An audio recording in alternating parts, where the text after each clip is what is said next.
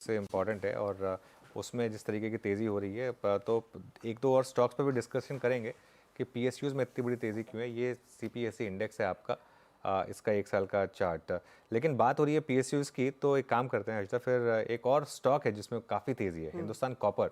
ये कल की ट्रेड में वायदा का टॉप गेनर था और आज भी इसमें बहुत शानदार तेज़ी है। देखिए आज भी करीब करीब 8% ऊपर हो क्या रहा है यहाँ पर। यतिन से जान लेते हैं। यतिन, गुड आफ्टरनून, बताइए क्या चल रहा है यहाँ पर। Good afternoon. देखिए, सबसे पहले तो सेकेंड क्वार्टर रिजल्ट्स काफ़ी अच्छे थे हिंदुस्तान कॉपर के। प्रॉफिट की बात करें तो प्रॉफिट 60 करोड़ का आया, जो पिछले साल 25 करोड़ का था।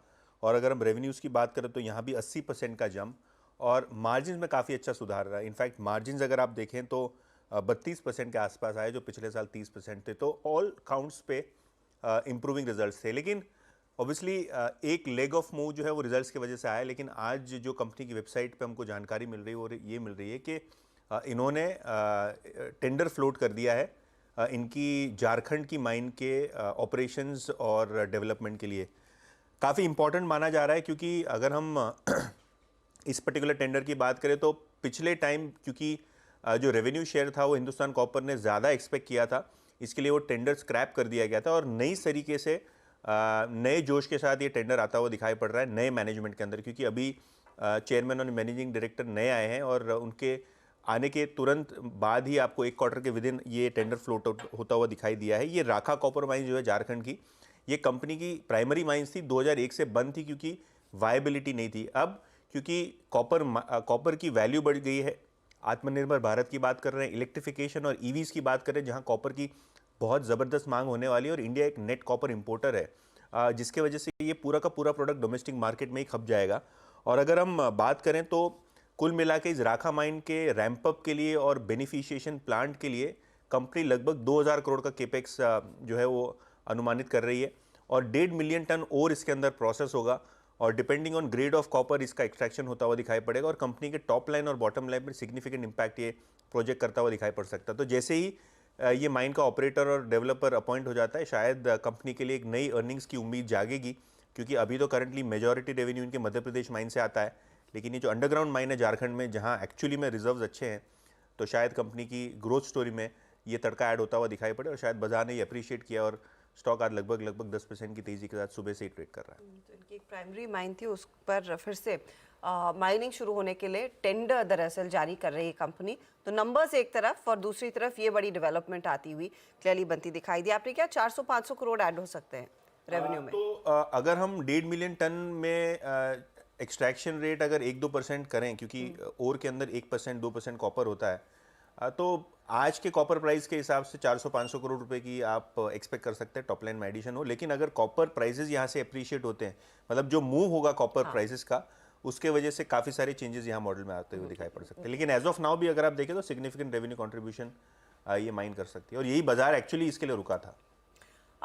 शरद, आपकी क्या एनालिसिस है हिंदुस्तान कॉपर पर? आप ट्रैक करते हैं स्टॉक? मैं ट्रैक तो करता हूँ, और मेरा ये मानना है कि जिस टाइप के वैल्यू एडेड प्रोडक्ट्स इनके पास हैं उसमें इनको काफ़ी फायदा रहना चाहिए। मार्जिन्स में कोई खास इरोजन हमने कभी भी देखा नहीं है। कंपनी काफ़ी स्ट्रॉन्ग लेवल पे परफॉर्म करती है, नोडल एजेंसी भी है। गवर्नमेंट ने भी शायद कुछ समय पहले इनको रिक्वेस्ट किया, इनको बोला कि इंस्ट्रक्शन दी है कि अपनी कैपेसिटीज वगैरह को एनहांस करने का और बढ़ाने का, तो उसका भी आपको असर आने वाले समय में दिखना चाहिए।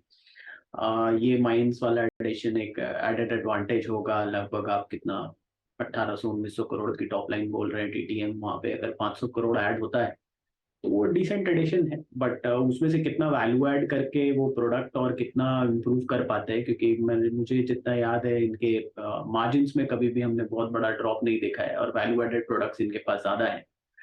तो अगर उसमें से ये ग्रोथ निकाल पाते हैं तो नथिंग लाइक इट, काफी बढ़िया इंप्रूवमेंट आने वाले समय में देखने को मिल सकती है। 3-4 रुपए की अर्निंग्स पे 160 पे ऑलरेडी शायद चल रहा है, तो अब यहाँ से कितनी और एडिशनल अपसाइड 500 करोड़ के अनाउंसमेंट से आ सकती है, या कोई और कैपेक्स अगर कंपनी करती है तो उससे आ सकती है, वो देखना पड़ेगा। बट वैल्यूएशन के लिहाज से मुझे लगता है शायद ऑप्टिमली या फेयरली प्राइस्ड होगा इन वैल्यूएशन पे। ओके, तो ये बात हो गई फंडामेंटली। टेक्निकली कैसा लग रहा है हिंदुस्तान कॉपर? गाबा सर, मेटल्स में और खासतौर से पीएसयूज में अच्छा मोमेंटम है इस समय, हिंदुस्तान कॉपर क्या भी होगा? यस, हिंदुस्तान कॉपर का मैं चार्ट निकाल लेता हूँ। यस, अच्छा लग रहा है मुझे।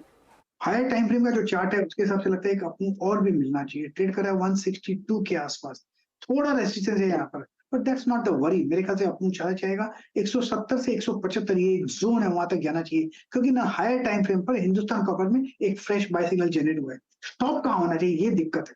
दिक्कत है 158 का। देखा जाए तो 158 और 168 का कुछ खास नहीं, सिर्फ 4 रुपीज का है। I think risk reward ratio भी फेवर में है हिंदुस्तान कॉपर। अच्छा, अब एक काम करिए, आज की लिस्टिंग दिखा दीजिए।